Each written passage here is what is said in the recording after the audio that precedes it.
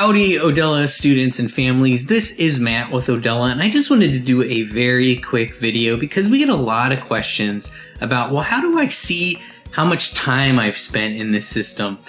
The thing we want you to know is that you're not going to be able to look somewhere and see your time as it happens. So the best way, really, and I know this is sad to hear, is to track this on your own. Now, to help with this, the onboarding team has designed a fillable PDF, and you can actually download this PDF in Module 11 in the orientation course card. Okay, so Module 11 in the orientation course card.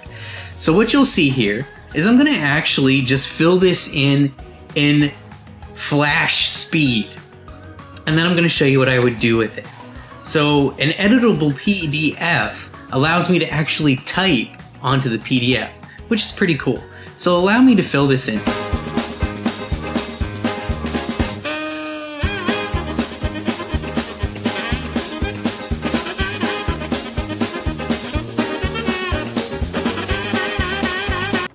All right, so at the end of the day now, all that's left to do is enter the offline time that I've completed.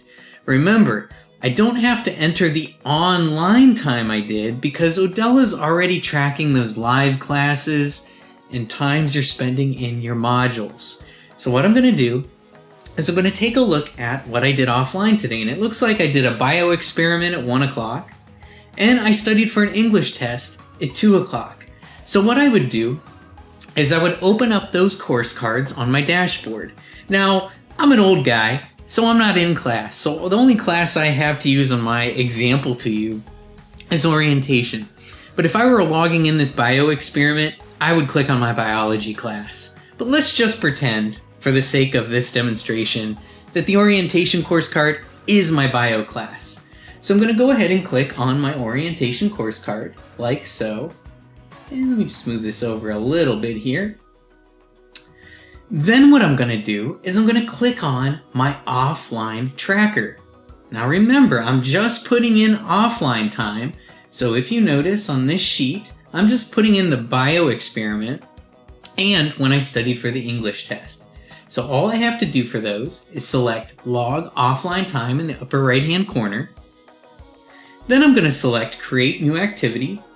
I'm going to call the bio experiment just what it is, bio experiment. And then I'm going to put a description of that. Did the biology experiment module, I'm just making stuff up here, module 12.